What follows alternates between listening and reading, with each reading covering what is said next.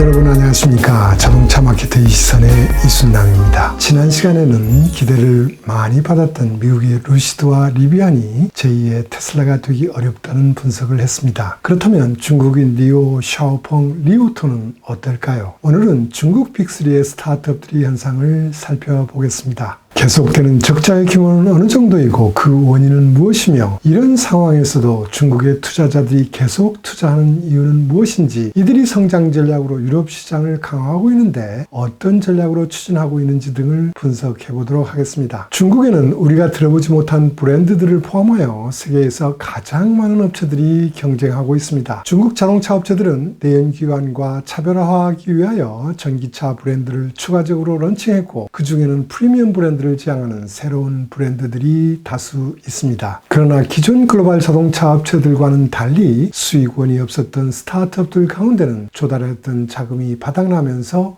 파산도 했습니다. 지금 성공하고 있는 것처럼 보이는 업체들도 판매는 늘고 있지만 적자 상태가 지속되고 있는 상황입니다. 기존 로컬 업체 중 광주기차는 17년에 전기차 브랜드 아이온을 출범시켰습니다. 19년부터 아이온 S와 아이온 LX를 주력으로 판매는 큰 비율로 성장했지만 연간 적자액은 2,795억 원에 달하고 있습니다. 또 하나의 로컬 업체 장성기차 전기차 부분의 올 상반기 적자도 3,000억 원에 달했습니다. 또 화웨이와 CATL과 공동으로 아바트르라는 프리미엄 전기차 브랜드를 런칭했지만 503억 원의 적자를 기록하고 있습니다. 자, 그렇다면 테슬라 키스를 꿈꾸는 중국의 신생 빅3인 니오, 샤오펑, 리오토는 어떨까요? 세 업체 다 IT 기반 기업으로 차별화된 차량 OS와 자율주행 기술로 모델 라인업을 강화하면서 치열한 판매 경쟁을 해왔습니다. 3사의 판매는 매년 증가하고 있습니다만 샤오펑이 약간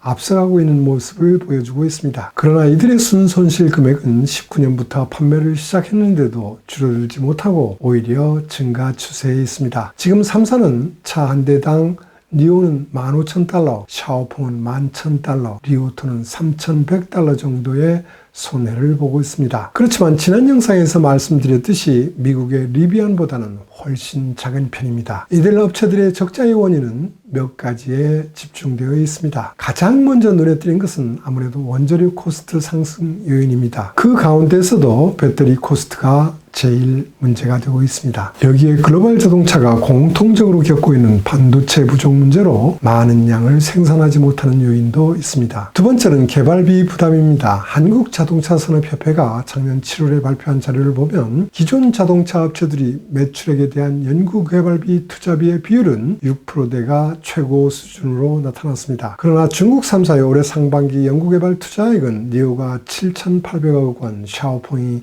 4,970억 원, 그리고 리오토는 5,800억 원 정도였습니다. 매출액 대비 비중은 각각 19.4%, 16.1%, 15.9%로 기존 자동차 업체들보다 평균적으로 3배 정도 높습니다. 니오는 올해 연구개발 투자비로 1조 8,340억 원을 상정하고 있어 그만큼 전기차 개발에 막대한 자금이 들어가고 있다는 것을 알 수 있습니다. 빠른 시간 내에 브랜드 인지도를 증대해야만 하는 과제는 마케팅 관리 코스트에도 큰 부담이 되고 있습니다. 상반기 니오는 8,571억 원, 샤오펑은 6,613억 원, 리오토는 5,500억 원을 쓰고 있습니다. 매출액에서 차지하는 비율은 각각 21.3%, 22.2%, 그리고 13.8%였습니다. 올해 현대차의 상반기 비율이 16.2%인 점을 고려한다면 니오, 샤오펑의 마케팅 관리 코스트는 매우 높은 편입니다. 이외에도 판매점 설치와 운영 코스트도 있습니다. 예를 들면 니오는 자동차 전시, 시승, 판매를 담당하는 니오 하우스, 니오 스페이스를 중국에 381개소, 서비스 센터와 차량 인도 센터를 247개소, 배터리 교환 장소를 960개소 이상 운영하고 있습니다. 샤오펑도 판매점에 120개소, 자사지경으로 운영하는 충전소를 1000개 이상 확보하고 있습니다. 이러한 상황인데도 전기차 업체들에게 투자는 지속되고 있습니다. 중국 기업정보 사이트인 기사사가 발표한 보고서 2021년 신에너지차 업계 투자 데이터에 의하면 21년 NEV차 관련 자금 조달은 232 이 건으로 조달 금액 합계는 3,639억 위안으로 우리나라 돈으로 하면 약 72조 원이었습니다. 벤처 캐피탈, 프라이빗 이퀴티, 코퍼레이트 벤처 캐피탈 등을 중심으로 BYD의 4조 5,152억 원, 니오의 2조 5,373억 원, 샤오펑의 2조 4,574억 원을 투자했습니다. 이들은 왜 적자가 지속되는 이 업체들에게 계속하여 투자를 하고 있을까요? 우선은 시장 규모와 성장성에 있다고 보입니다. 중국은 연간 3천만 대를 바라보는 세계 최대의 자동차 시장입니다. 전기차 시장도 세계 최대의 시장이 되고 있습니다. 22년 1~9월간 판매는 전년 동기비 110% 증가한 456.7만 대로 전체 판매에서 NEV 판매 구성비는 23.4%에 달하고 있습니다. 올해 600만 대 판매가 예상되는 가운데 25년에는 1300만 대 정도를 예상하고 있습니다. 그러나 현재 3사의 국내 판매는 올해 말에 가서야 10만 대를 넘어설 것으로 보입니다. 물론 내년부터 더 많은 판매를 하겠지만 10만 대 규모로는 자동차 사업을 영위할 수 없을 것입니다. 판매 대수를 증대하기 위해서 전기차와 플러그인 하이브리드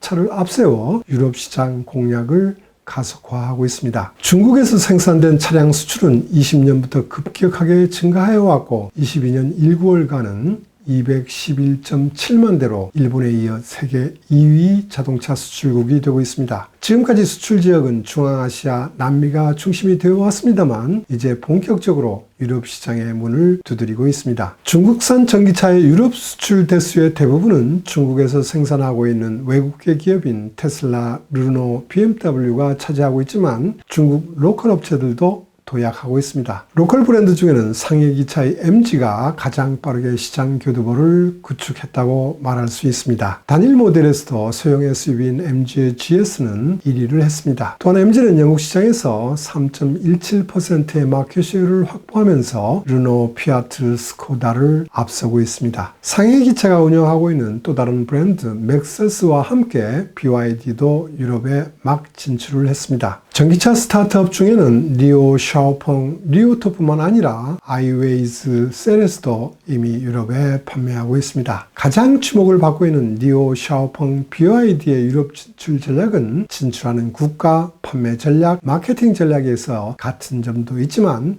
차별화되게 운영되고 있다는 점이 매우 흥미롭습니다. 현대차가 유럽에 진출할 때 맨 처음으로 대리점을 세웠던 나라 어디 있는지 아십니까? 그것은 바로 포니를 디자인했던 주지아로가 있던 이태리입니다. 주지아로와 함께 일을 했던 일본인 디자이너가 현대가 만약 포니를 생산하게 된다면 자기가 이태리에서 팔겠다고 한 말이 시작이 되어 이태리의 대리점을 처음으로 개설했습니다. 그 다음 진출한 국가는 네덜란드였습니다. 그 당시 유럽 업체들과 본격 경쟁을 할 수 없는 상황이었기 때문에 시장을 테스트할 목적으로 법인을 설립하여 직접 판매를 했습니다. 그리고 몇 년 뒤에 TF팀을 꾸려 미쓰비시 상사의 지원과 미쓰비시 자동차의 견제를 받으며 영국, 독일 등의 대리점을 개설한 적이 있습니다. 중국 업체들은 전기차 보급률이 가장 높고 낯선 브랜드에 대해서도 호의적인 반응을 보이는 노르웨이를 가장 먼저 공략하고 있습니다. 그리고는 환경이식이 높은 스웨덴, 덴마크, 네덜란드를 공략하고 마지막 단계로는 독일, 영국 등 전 유럽으로 확대하는 전략입니다. 그러나 니오의 브랜드 전략, 시장 전략은 좀 더 공격적으로 과감합니다. 니오는 별도의 메인스트림 브랜드를 만들고 있습니다. 아우디, 폭스바겐, 제네시스, 현대,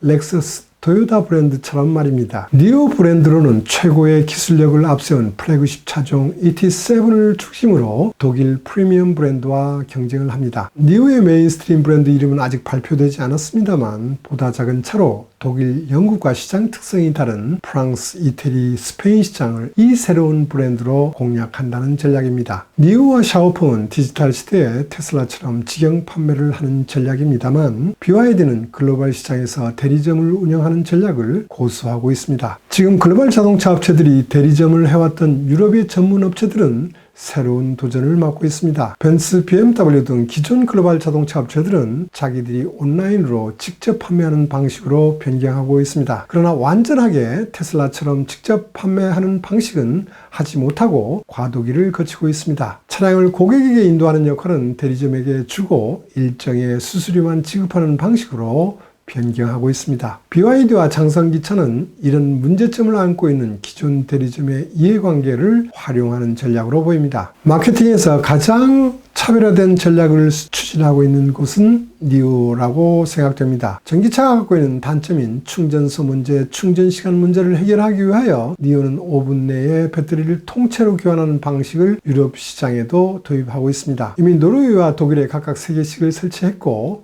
올해 말에 20개에서 내년 120개까지 확대할 계획입니다. 그리고 이미 헝가리에 배터리 스와핑 스테이션 설비를 만드는 공장도 준비하고 있습니다. 충전 시간은 빠르지만 건설비가 기존 충전 시설보다 2배 이상 비싼 단점이 있습니다. 이런 과제를 극복하고자 테슬라가 슈퍼차저 네트워크를 타 메이커들이 사용할 수 있도록 오픈한 것처럼 NIO도 배터리 교환 플랫폼을 다른 메이커들에게 오픈하고 있습니다. 물론 NIO는 150kWh의 고용량의 고체 배터리를 탑재하면서 1000km를 주행할 수 있도록 하는 전략도 병행하고 있습니다. 충전 시간이 15분, 5분으로 매우 짧아지고 있지만 아무래도 전기차가 많이 보급되면 어쨌든 충전소에서 다른 차의 충전을 기다려야만 합니다. 그 기다리는 시간이 다시 고객 불만이 된다는 것을 예상하고 배터리 교환 방식을 차별적으로 운영하고 있는 것 같습니다. 이처럼 아이캐칭 기술을 갖고 있음에도 불구하고 NIO 샤오폰 노르웨이 이외 유럽 고객들을 설득하는데 힘든 시간을